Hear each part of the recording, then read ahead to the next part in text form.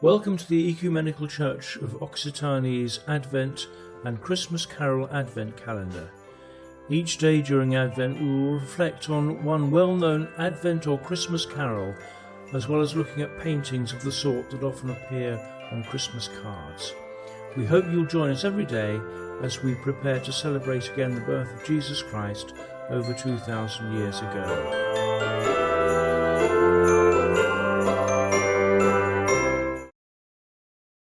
December the 13th, it came upon the midnight clear.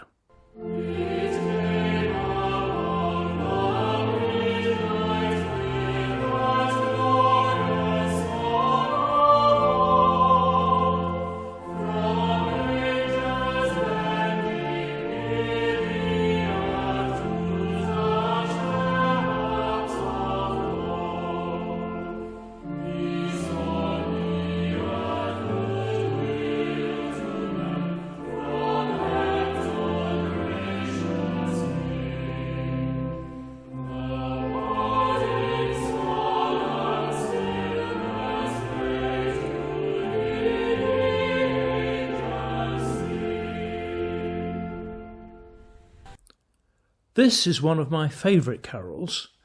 I first remember it being sung at school when I was 8 years old, and I couldn't get out of my head the beautiful imagery, especially that of the angels touching their harps of gold. It still gives me a thrill every time I hear it. It is also an unusual carol. The usual characters, Jesus, Mary and so on, are not mentioned directly. Instead, the Nativity is alluded to somewhat obliquely. Peace on the earth, goodwill to men, from heaven's all-gracious King in the first verse. 2,000 years of wrong in the third. Otherwise, it's mainly about the song and music of peace from the angels, contrasting with the fact that man at war with man hears not the love song which they bring.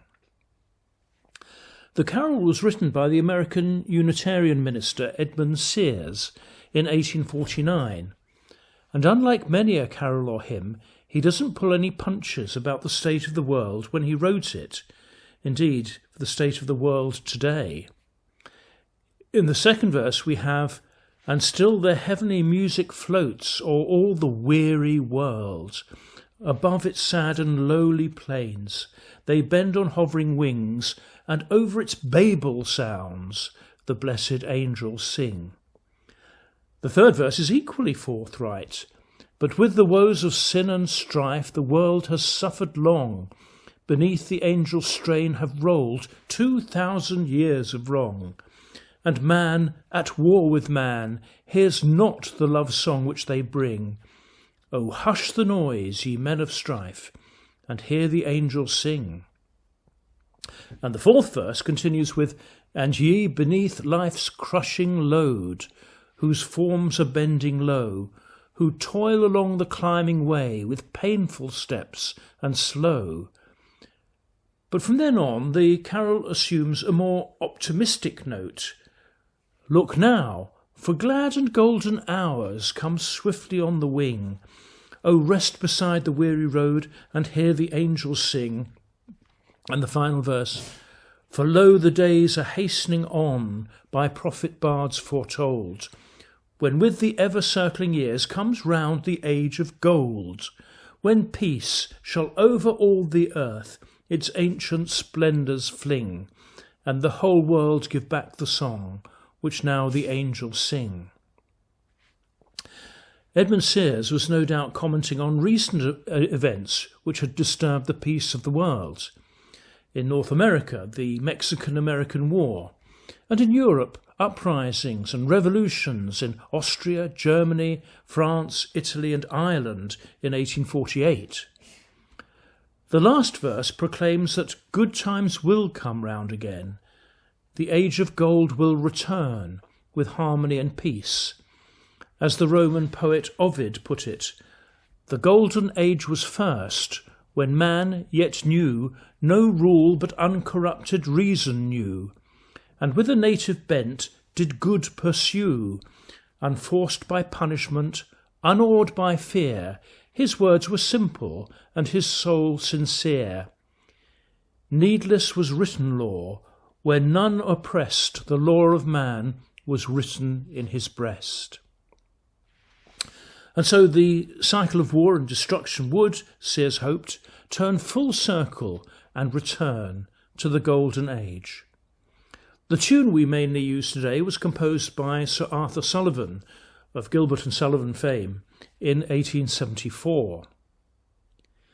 The overwhelming theme of this carol is the peace-loving song and music of the angels. And so our painting today is The Angel Musicians by Hans Memling, dated to 1487 to 1494. Memling came from Germany, but most of his artistic life was spent in Brussels and Bruges.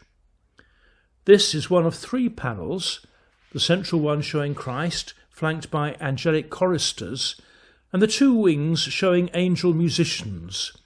In this panel, playing a psaltery, a tromba marina, a lute, a trumpet, and a shawm. The panels were commissioned by Spanish merchants in Bruges in 1487 for the Church of Santa Maria la Real of Nájera in Spain. It was bought by an art dealer in 1885 and sold to the Belgian government, who gave it to the Museum of Fine Arts in Antwerp. By the way, do go there if you have a chance. It's one of the best middle-sized galleries in Europe. So, as it says in the carol, "O rest beside the weary road, and hear the angels sing."